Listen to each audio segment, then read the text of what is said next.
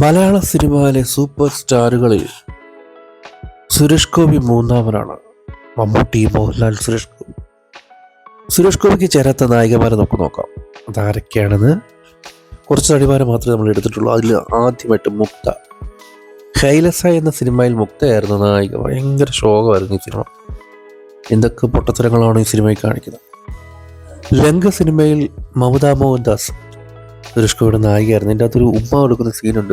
ഉമ്മ കൊടുക്കുന്നതല്ല, വിഷം കൊടുക്കും പാലിൽ.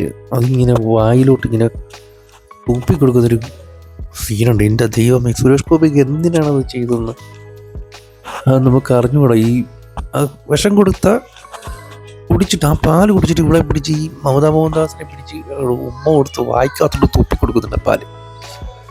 ഒരുമാതിരി മയില് സീന്. അത് പോട്ടെ, അത് ഈ സുരേഷ് ഗോപിയുടെ യോഗം. അടുത്തതായിട്ട് ഗൗതമി. ചുക്കാൻ എന്ന സിനിമയിൽ ഗൗതമിയായിരുന്നു നായിക. ഒരുപാട് ആൻറ്റിമാരെ പോലെയൊക്കെയാണ് ഗൗതമി ആ സിനിമയിൽ. സുരേഷ് ഗോപി കുട്ടൻ ചേർച്ച തോന്നിയിട്ടില്ല. എൻ്റെ അഭിപ്രായമാണ് കേട്ടോ ഞാനീ പറയാം. പിന്നുള്ളത് എൻ്റെ സൂര്യപുത്രിക്ക് എന്ന സിനിമയിൽ അമല. അമലയും സുരേഷ് ഗോപി അത്ര ചേർച്ച തോന്നിയിട്ടില്ല. ഒരു വല്ലാത്തൊരു രൂപമാണ് അമലയ്ക്ക്. സുരേഷ് ഗോപിയാണ് കാണാൻ അന്ന് നല്ല ഗ്ലാമറായിട്ടിരിക്കുന്ന സമയം. അടുത്തത് സുരേഷ് ഗോപിയും സുഹാസിനിയാണ്.